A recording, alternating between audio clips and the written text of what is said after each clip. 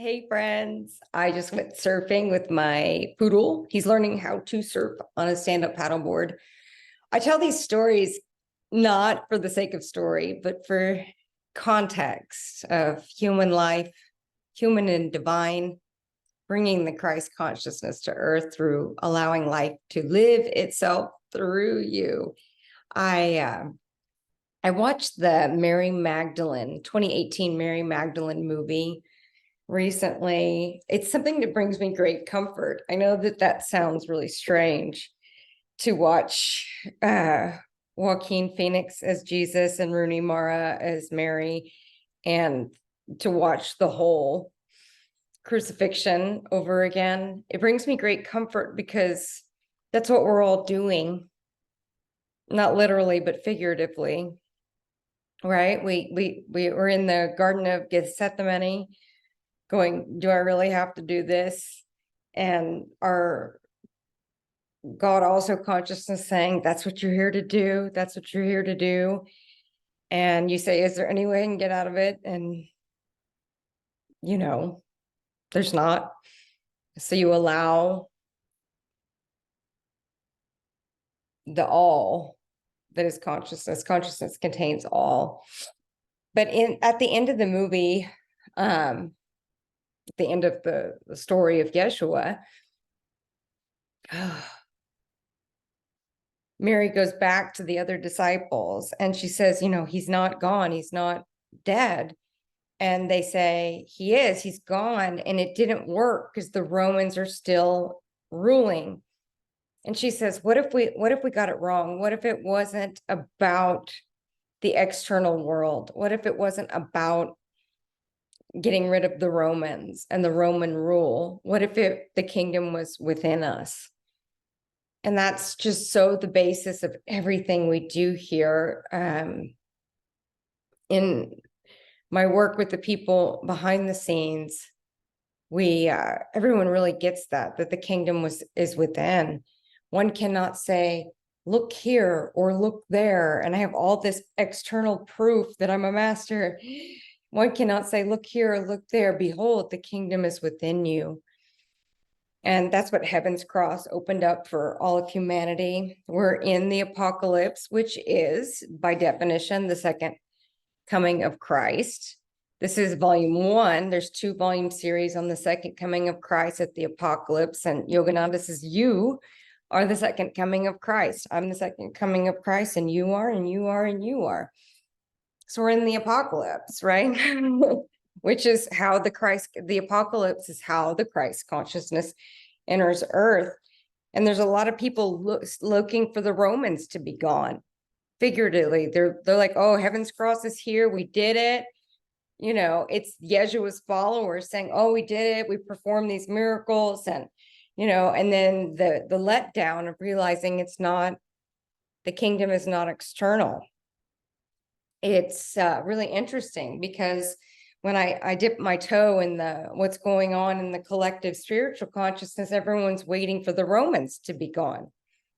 They're waiting for the bag of money to fall out of the sky so they never work. I'm a hard worker. I've never shied away from hard work. I don't feel like my mastery is defined if I'm working or not. We've had a lot of emails about that, or we did, until we said, hey, there's got to be an exchange for feedback. And then we got no more emails. Right? So one cannot say, look here or look there. Behold, the kingdom is within you. And just because the bag of the money is not falling out of the sky and there's not, human peace on earth, there's still wars and climate change and all of that. People say, oh, this is a failure. We're back after the crucifixion, and all the disciples are saying we failed because the Romans are still in power. And so the modern day spiritual seeker is looking for the Romans to be gone, figuratively. The money to drop out of the sky will never work again. They're looking for external proof of the kingdom, and the kingdom is within you. So I just wanted to point out that, the Romans aren't, we're not looking for the Romans to go away. We're finding the kingdom within ourselves. And then I wanted to read a story from this book, Siddha's Masters of Nature. It's very good. It says, this book assumes the nature of the Siddhas themselves. It demands and shakes your conditioning, as Siddhas are the cyclonic storms that shake and uproot trees. If you're liked by everybody, you're doing something wrong. If you're liked by everybody, you're not uprooting trees. You're not at the synagogue flipping over the money changing table like Yeshua did, where people were paying to have sacrifices to have their sins cleared. I don't ever want to do that. I actually find it really not nice. I'd rather work hard as a regular human. So it says this book is not meant for passive readers. Our materials are not meant for passive seekers, people waiting for money to drop out of the sky, for the Romans to leave, to prove that, in Yeshua, they thought that Yeshua was there to do everything for them. And he just showed them what they could do for themselves. All he could do was show them what they were capable of, but he couldn't do it for them. And they were wanting him to do it for them. All of them but Mary Magdalene. It's a very good movie, Mary Magdalene, 2018. Joaquin Phoenix does an excellent job playing Yeshua, and Rooney Mara does an excellent job playing Mary Magdalene. My story. So, credit where credit's due. A simple story about a town wrestler who went on to become a Vaishnava saint, elucidates the true and authentic working nature of the tantric path, the yogi path. In an olden day township lived a wrestler renowned for his skill, courage, and strength. People greeted him with great respect everywhere he went.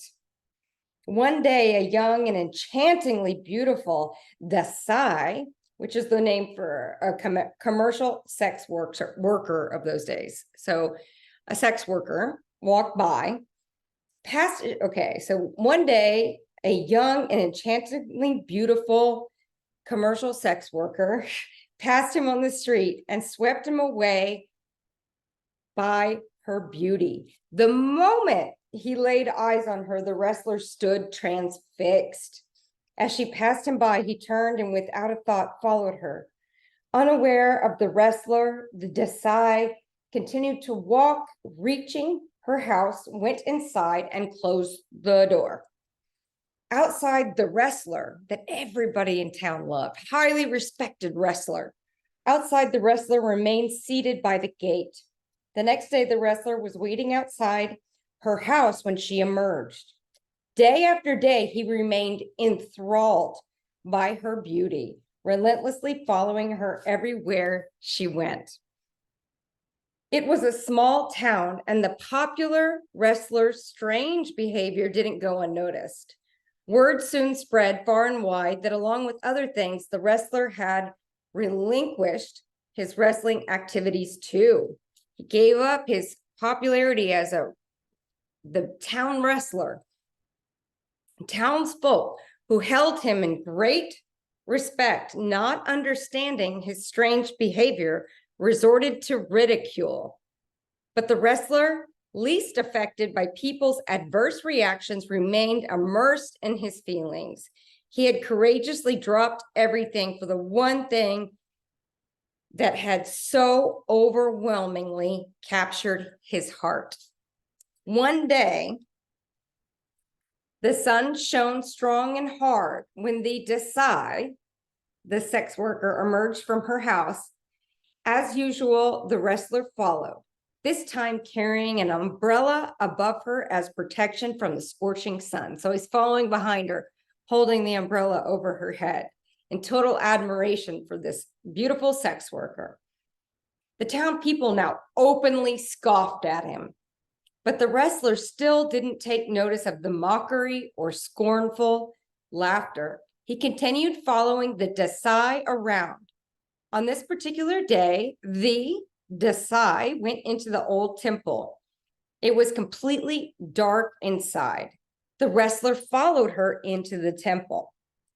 In the pitch darkness, the sex worker lit a lamp, and as the light spread, it lit up the beautiful statue of Lord Krishna, consciousness. Lord Krishna represents consciousness, God also in the story.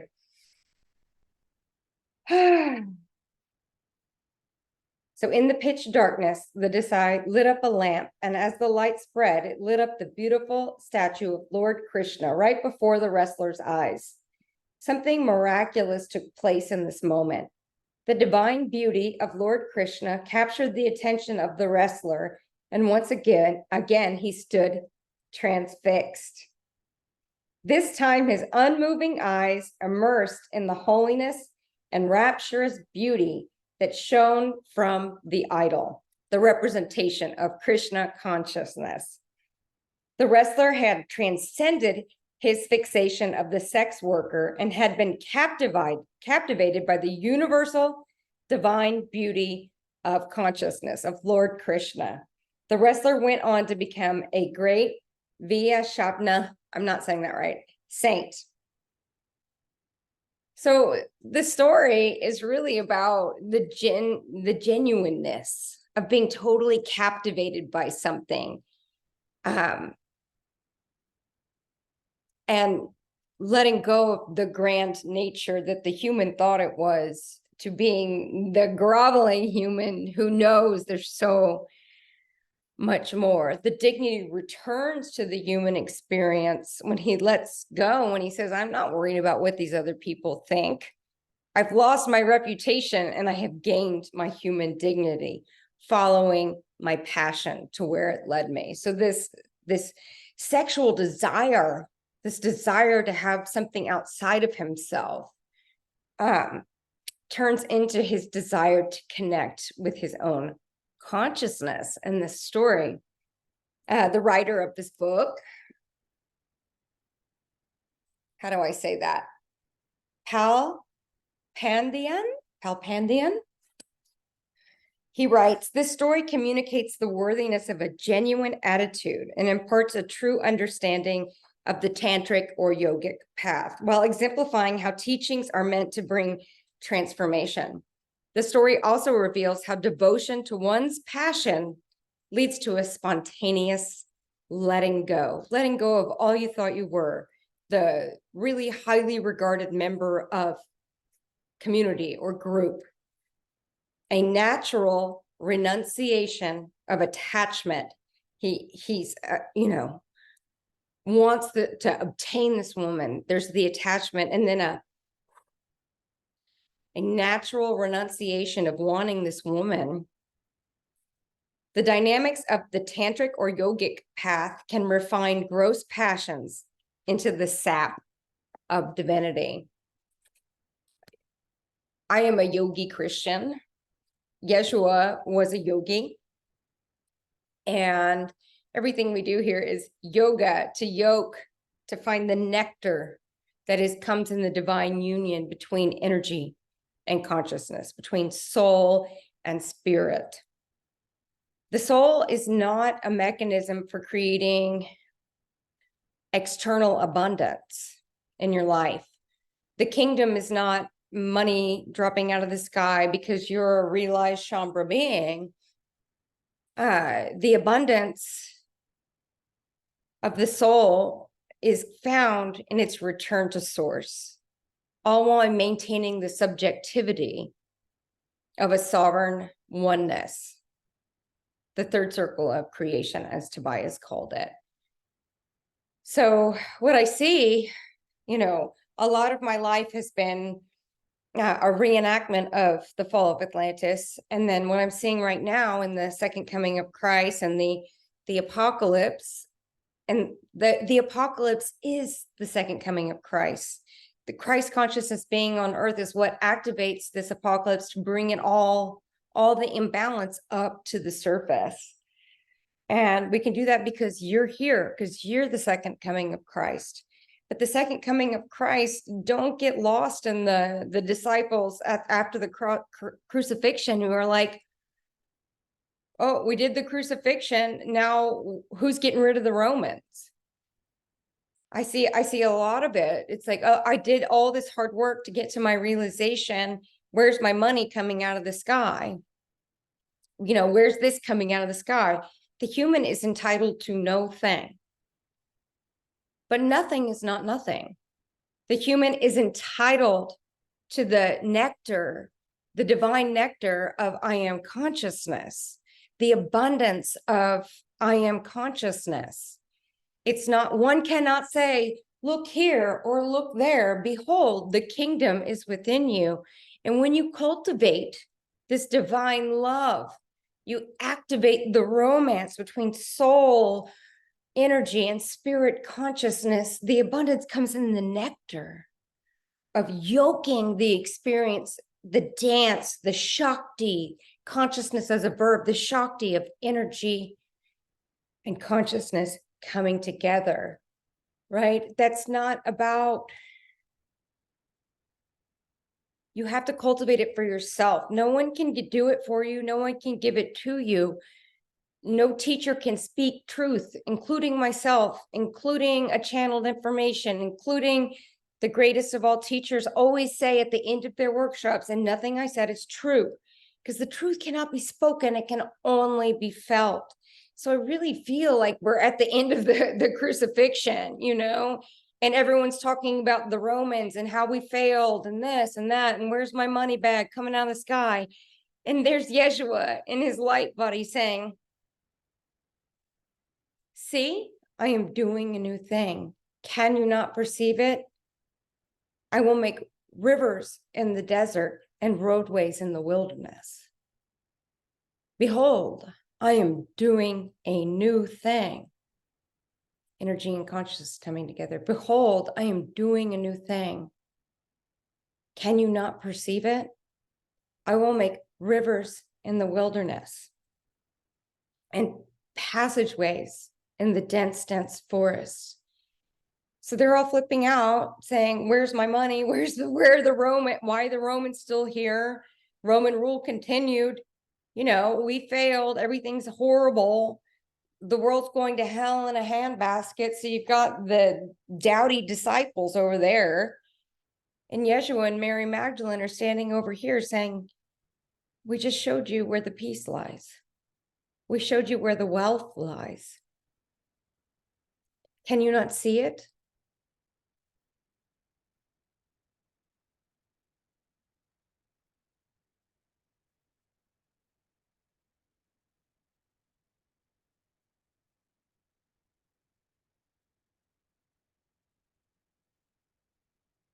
I'm not waiting for the world to fix itself.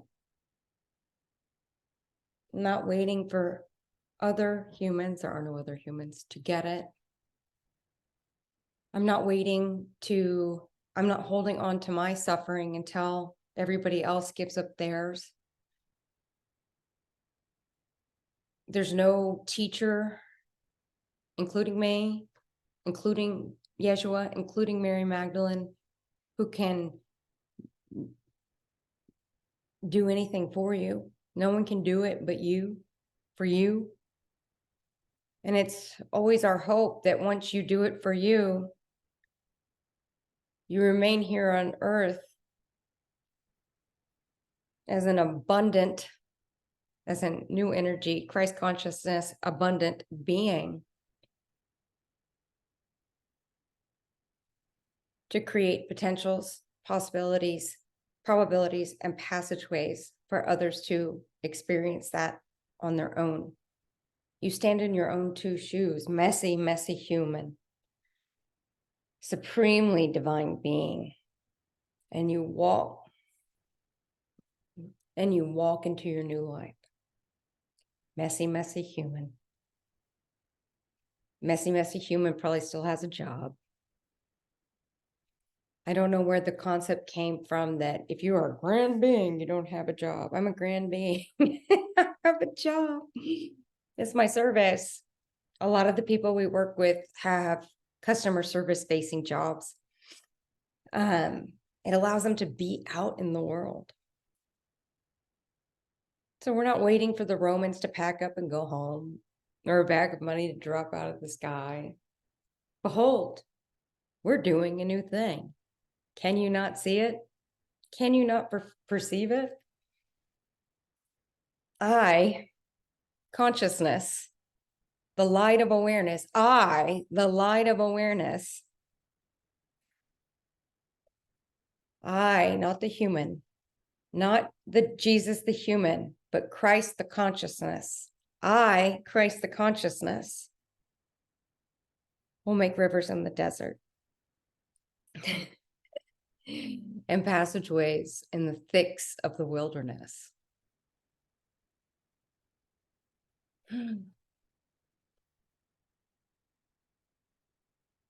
I have this back door.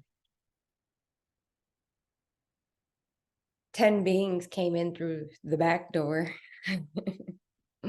That's where consciousness comes in, through the back door. It's not banging on the front door. Let me in. Comes in through the back door. Your I am, your light of awareness shines from the back. I have this back door for everything that we offer. And I taught, I am doing a new thing. I'm so enjoy. I taught, facilitated, cultivated to yoke yoga, to yoke with 10 beings, with not 2, but with 10 beings, the Christ consciousness through the Divine Blueprint workshop this month. And they're all making rivers in the desert, passageways in the wilderness. It was so the tangible, the Mary Magdalene, the Yeshua, and Yeshua's lineage in India, and the Siddhas, and the Avatara, the descending tree. Avatara in Sanskrit means descending tree. Oh, so amazing. You know, and then there's the people pounding on the front door saying the Romans are still here. And there's nothing you can do for the front door pounders. There's nothing you can do.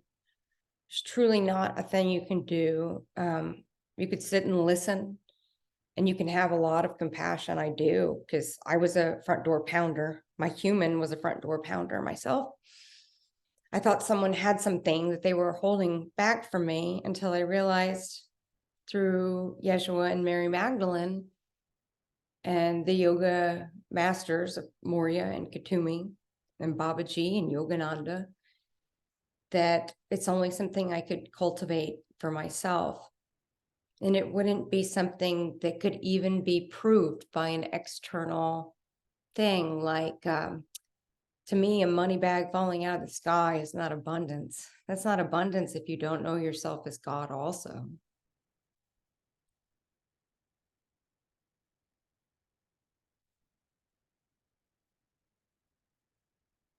In our back end offerings in the Divine Blueprint and in the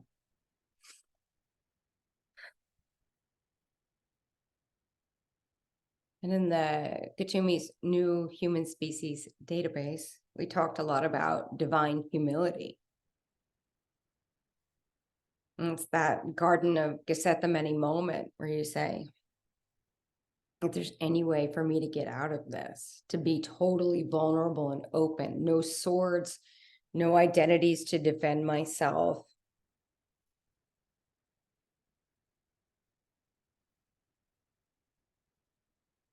To feel everything. That's what a Magi, that's what the Magi or a Magus does. They feel everything. They're supernatural, not like supernatural superpowers, but like extra natural, extraordinary, being like extra human. extraordinary, like super ordinary, regular humans. Working a job as a house cleaner, a teller at a bank, running a bed and breakfast.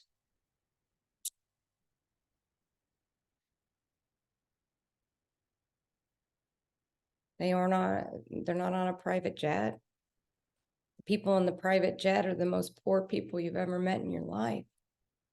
I used to work for one. I worked for a famous athlete, super wealthy, who had a private jet, and he had no abundance.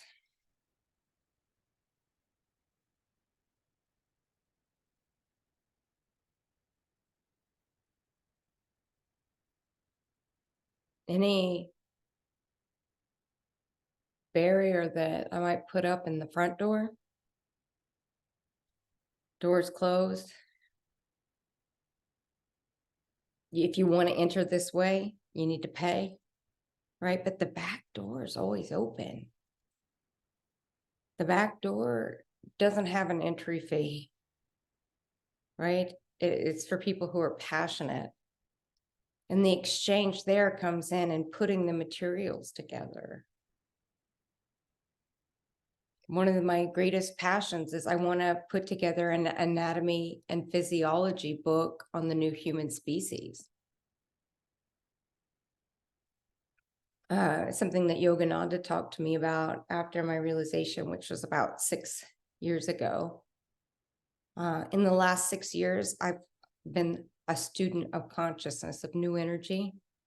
I'm still a student of new energy and how it works. And I share my passion in copious amounts of materials, not to teach anybody anything, but to show them how to cultivate it within themselves in an even deeper way, and to come together with other ones to share in joy of what this true abundance, this true kingdom is. When we say we're having a walking on Theos event, it's the kingdom of God is within, and we all go in and meet each other there. Theos is not filled with private jets. It's people who work and have joy in their work. They have joy in the extraordinary things, making a cup of coffee, preparing a meal for their friends, being in service to all of humanity by choosing not to suffer over and over and over again. Every day that I choose not to suffer, I know I'm giving a gift to all of humanity. It's so hard when that human identity grabs onto the consciousness. I think it's going to make them grand, the big kahuna of realization.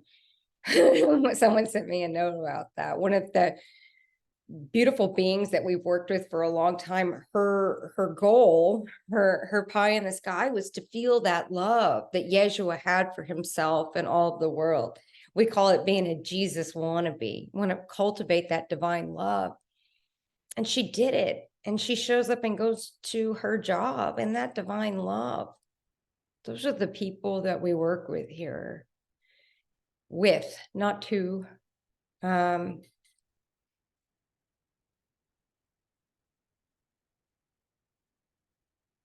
always say this, I would give it to everybody, but you can only cultivate it for yourself.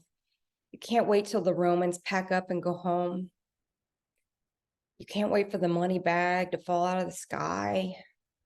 No one can do it for you but you. And then when that happens, my true expertise and passion and will and action, the action of consciousness, the will of consciousness, the knowledge of consciousness, is helping direct that into a way that's supportive of the apocalyptic second coming of Christ. going to get it this time. We're not going to forsake what happened to Yeshua and say he failed and be mad at him. Right? He was showing us how to do it for ourselves. I can think of no better way to live a life. Where we are over here, we don't sanitize Jesus. He wasn't like some like perfect human. He was a messy human screaming in the desert, feeling so much. He had no barrier between him and the world. He was feeling everything.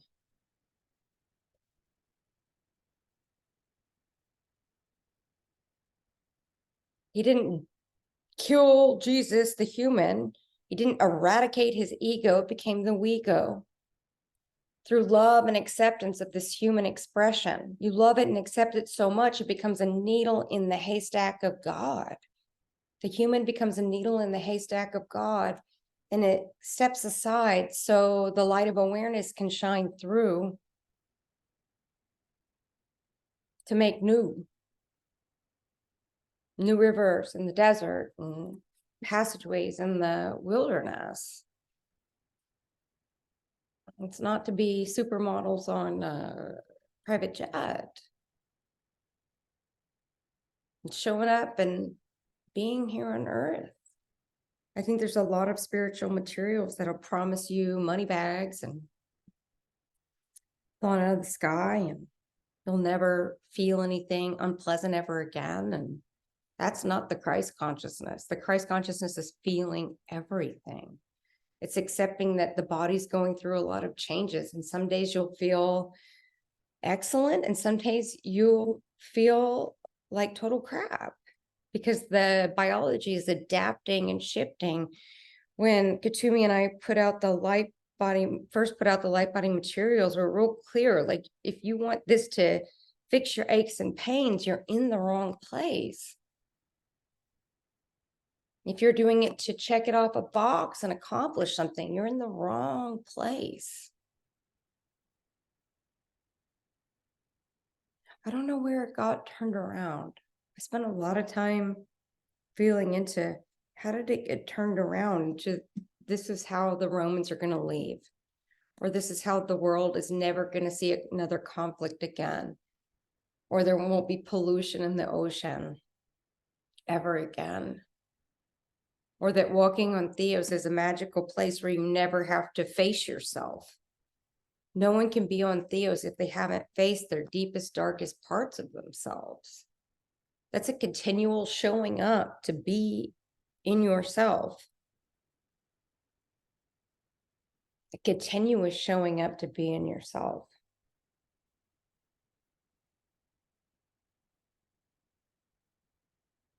To create new energy in yourself that can express itself in a variety of ways.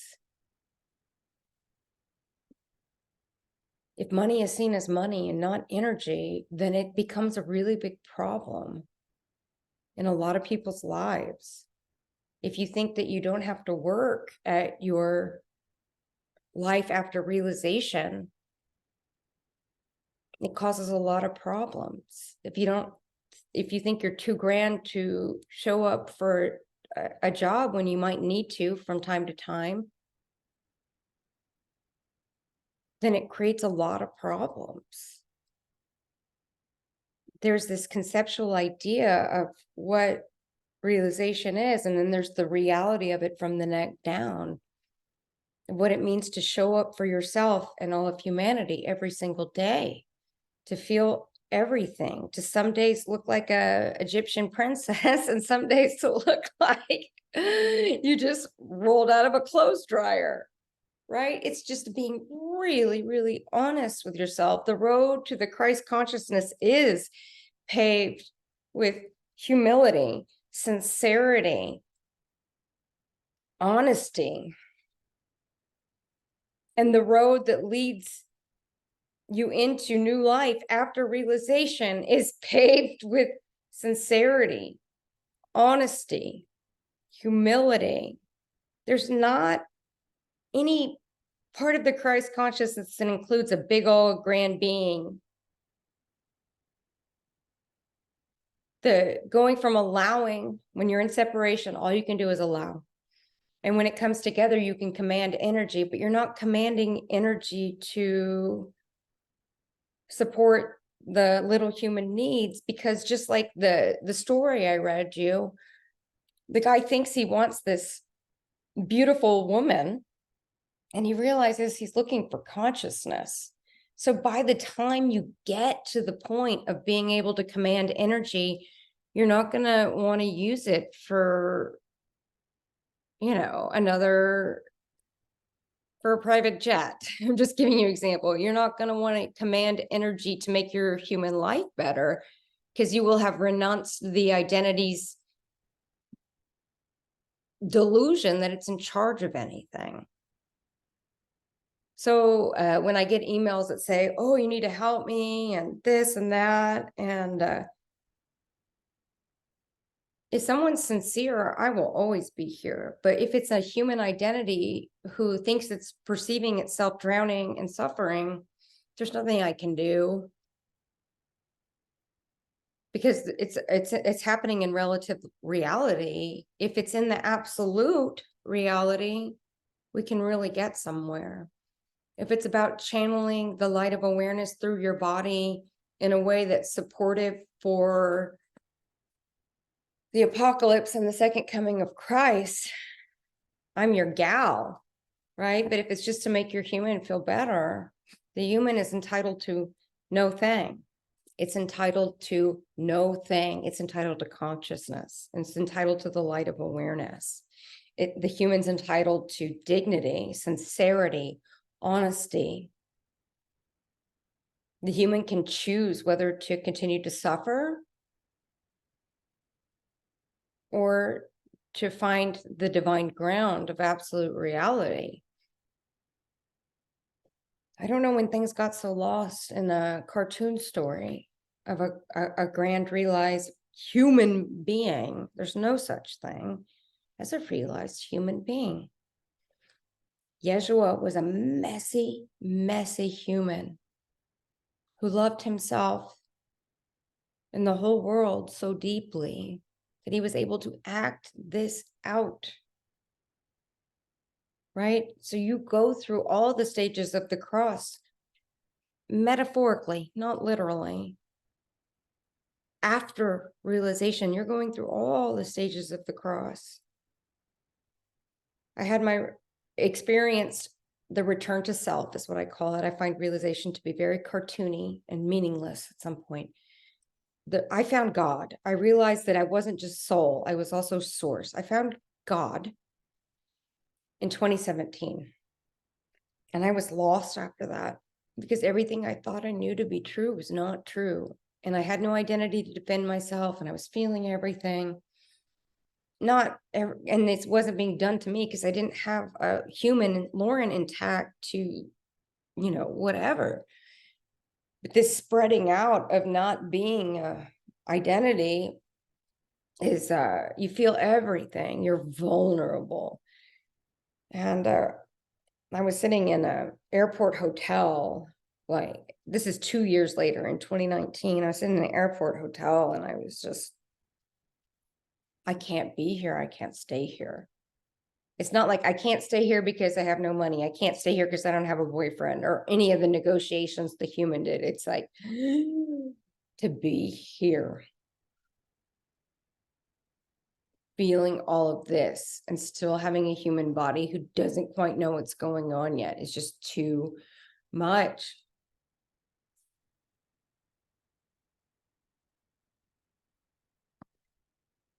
And Saint Germain came and sat next to me. I know you guys have all had a lot of interactions with different ascended beings, because they're there all the time, and they come in your greatest moments, when you're open enough, not when you're in the pool of suffering, but when you've climbed out of it. So I was in the garden way, the little smoking section of this airport hotel, and I said, I'm going to be here. I know that. I don't know how I'm going to do that, but it's really, really hard. But I made a commitment to myself. And Saint G showed up, put his arm around me, and he said, welcome to the Ascended Masters Club, right? When you hit that humility bottom, he wasn't welcoming me to the Ascended Masters Club. And I was like, I'm a grand being. He was like, this is what it really looks like. Welcome. And the human identity, for those of you who still have one left intact, is so upset about this. And that's where the front door knocking happens. And can't do anything with it. Right. But allow. That's the identity's job, is to allow. And God also is going, there's like 700 other options besides allowing. But when you're in the human identity, flipping out, no Ascended Master is going to come sit next to you on the park bench when you're like, no, they're coming to sit next to you on the park bench when you go, oh shit, I really know what this is about. And he put his arm around me, and I realized, I opened my eyes and I saw I'm in the kingdom. I'm not in the smoking section of the airport hotel anymore. I'm in the kingdom. And I realized that the kingdom is both the Garden of Eden and it is the Garden of Gethsemane as well. It's the kingdom is the Garden of Eden, and that same garden is also the Garden of Gethsemane, where Jesus is saying, please don't make me do this. If there's any way I can get out of this, please don't make me do this. And the Garden of Eden is Theo Shambhala. So they're the same place, right? Relative reality tends to stay somewhat the same, right? Relative reality is, I'm in the smoking section of this nasty airport hotel. The kingdom is within, is knowing I'm simultaneously sitting in the garden with St. G, that is the Garden of Eden and the Garden of Gethsemane. And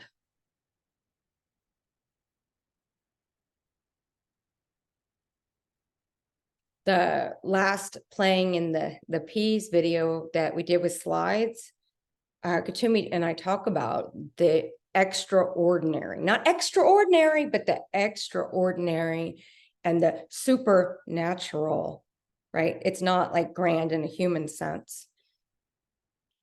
That is returning to your true nature. It's not something that you don't have. You have it already. The only thing people can do is point to it so you can find it within yourself and cultivate it within yourself, right? So asking someone to give you some kind of answer, right, doesn't actually help you, right? When I was 5 years old, a neighbor friend of mine was drowning. And instead of yelling to the lifeguard, hey, there's a drowning boy, you need to get him, I got in the water just out of instinct at 5 to go help him. That's my programmed instinct in here, is to help everybody around me. But I know now I know it's not helping. And I went to push him up to the surface so he could get some oxygen. And as I pushed him up to the surface, he stood on my back and was holding me under, and I almost drowned. And my mom got the lifeguard. She did not get in the pool. She got the lifeguard to get me out. But she was watching this in total horror, right? It's like I went in to help this kid. I was like 5. I am a really good swimmer. The water is my element. And he was standing on my back so he could breathe, holding me under, right? And to me, that's not what a good teacher does. They don't go drown themselves. They don't go drown themselves so you can get some air, right? They show you how to get air for yourself, because you have all the oxygen, consciousness, Krishna consciousness, Shakti, power, action, Kriya yoga. You have all of it yourself. It's not just a Shambra thing. It happens in other spiritual communities. you can't breathe, so you're asking someone to push you up to the surface, and you end up drowning the person next to you. I've played all the roles. I've been the person banging on the front door. I would do this with Moria all the time. I'd bang on Moria's front door and he wouldn't answer. And then when I got calm enough and I nourished myself and my body enough, he'd say, come on in the back door.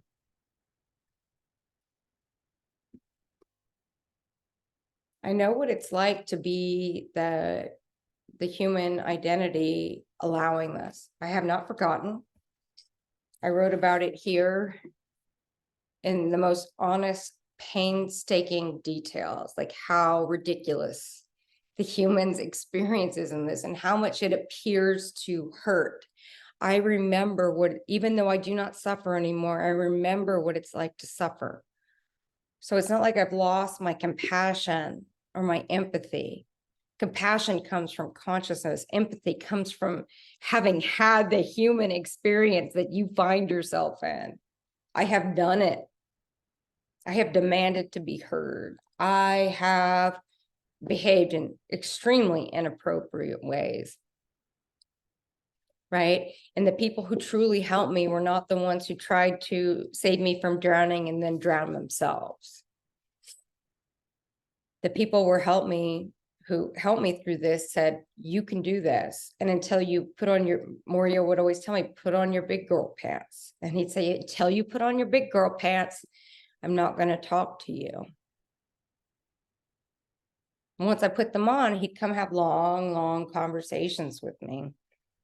The ability for me to interact with people in the dream state does not drain my energy, because I'm not bringing this physicality and its extreme sensitivity into the equation.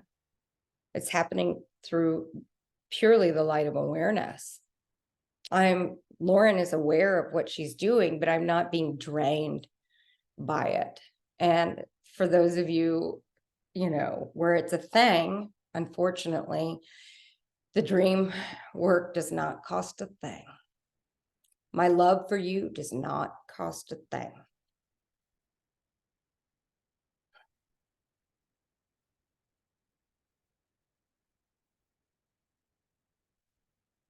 We're not getting rid of the Romans. People are always peopling. An apple's gonna an apple. A dog is going to dog. Right, Junie? He just got back from the ocean. He's exhausted. An apple's gonna apple. A dog is gonna dog. People are gonna people. And God is always Godding anyway. And God is always Godding anyway.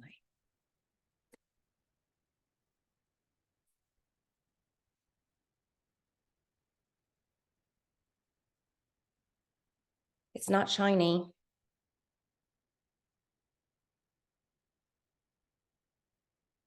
It's not the end of the Roman era. That's a parable, a metaphor.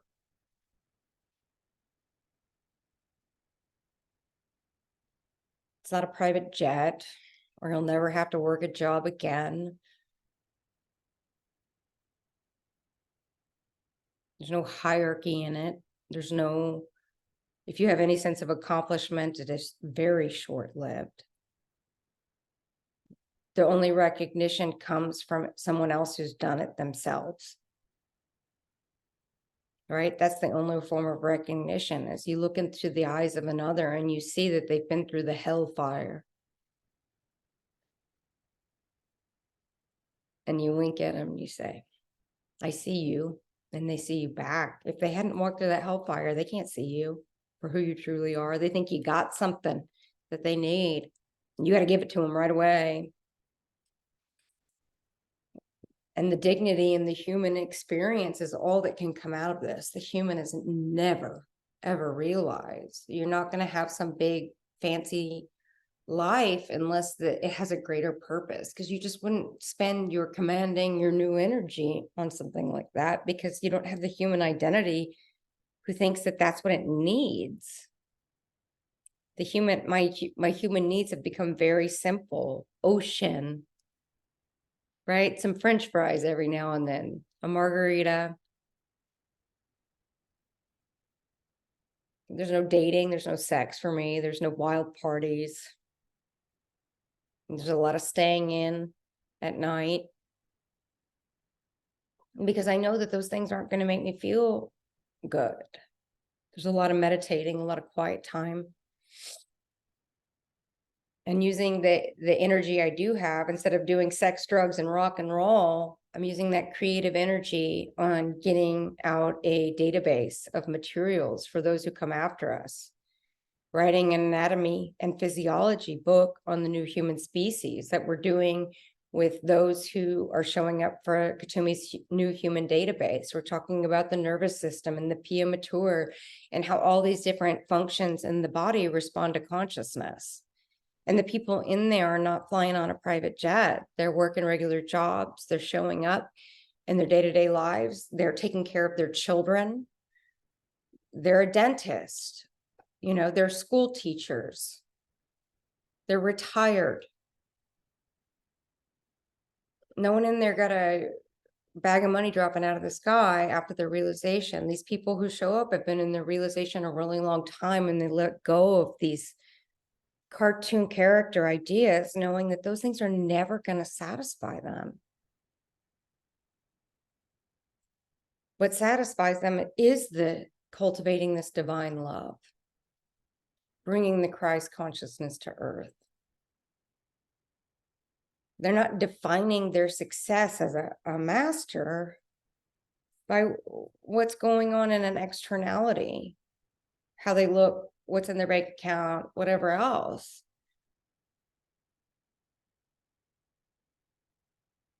When we did the Divine Blueprint materials this month, it was the second time that we've done the course.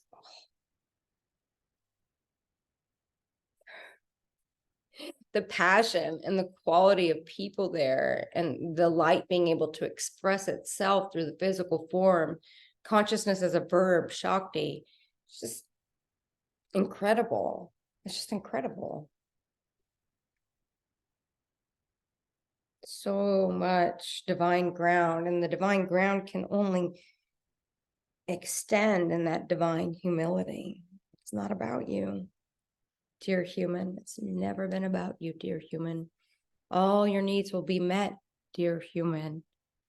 But you're just the needle in the haystack of God, the single neuron in the mind of God. This last lifetime is not the giant explosion you thought it was. It's just one little piece of the totality of your beingness. And anybody who wants to play a game in having a big blown up character, is just not going to find what they need here. And when they don't find what they need, they get angry. And I'm not going to get in the pool and drown trying to push you up to get the oxygen like I did when I was 5 years old.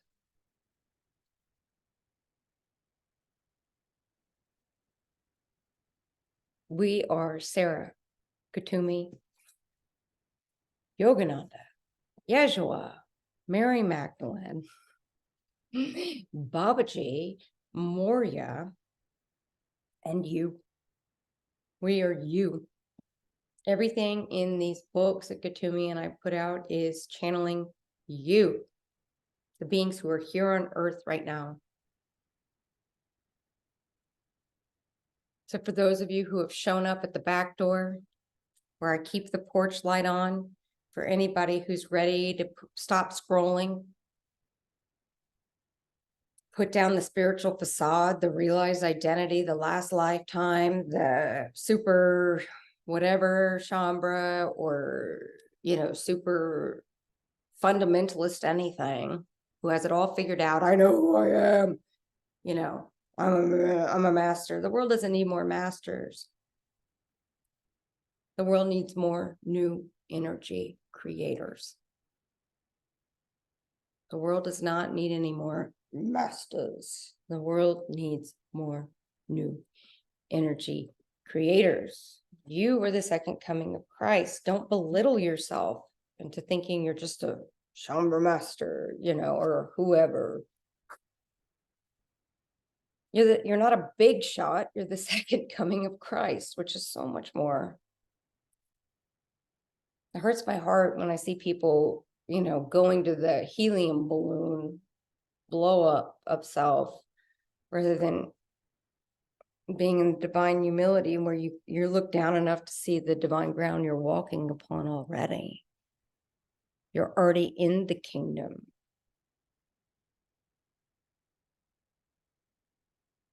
Right? A lot of people can only see the smoking section of the dirty airport hotel. But if you look closer, you look down in humility, you realize you're walking on divine ground. And what appears to be the smoking section of an airport hotel is truly the Garden of Eden and the kingdom that lives within you.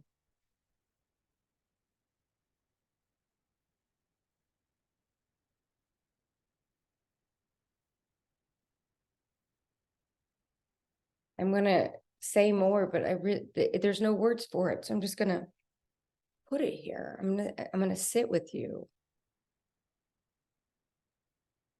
down here if it makes you feel better. It can be so hard to be honest with yourself. It can be so hard to be sincere with yourself. It can be so hard to realize that this human is entitled to nothing. I'm not entitled to a partner. I'm not entitled to anything.